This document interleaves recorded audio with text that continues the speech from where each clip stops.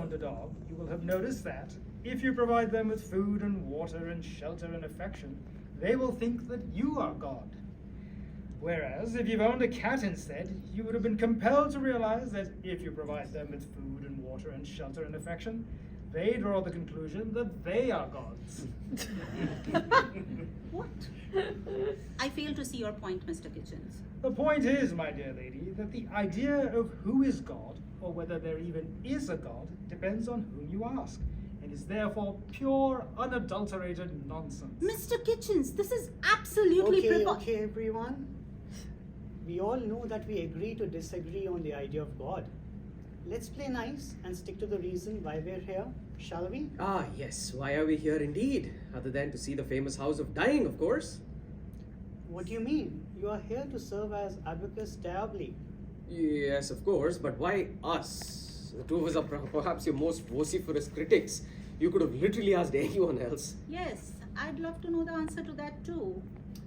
No matter what the outside world may think, the process of canonizing a saint is no farce, Mr. Chatterjee.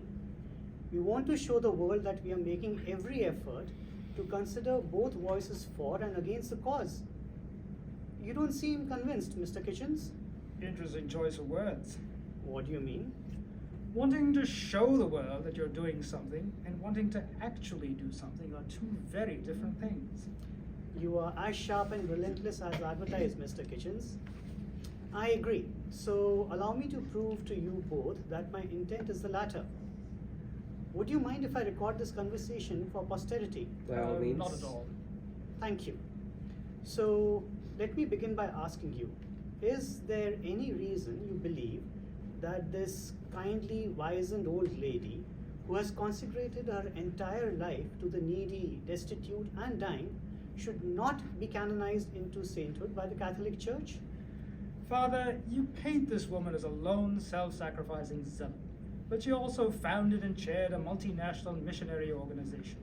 An organization which I assume is a tight ship, run exactly as Mother Agnes deemed it to be run. To the letter. It is also an organization which I'm told is extraordinarily well-funded. Well-funded enough to allow this kind woman to administer the right medicines to your patients, surely? What do you mean, Mr. Kitchens?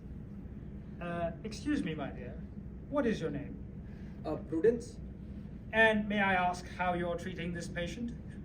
Who, as you mentioned to me earlier, seems to be suffering from a severe bout of malaria. Are those tetracycline tablets? Paracetamol? Ah, of course. But don't you have anti-malarial drugs? You'd surely see better results with those. We don't have them. My dear Mother Superior, surely this organization is well funded enough to purchase all the necessary anti-malarial drugs you need to treat these patients properly? We are not a hospital, Mr. Kitchens. Oh, quite. That is fairly evident, my dear lady, and is precisely my point. Look at this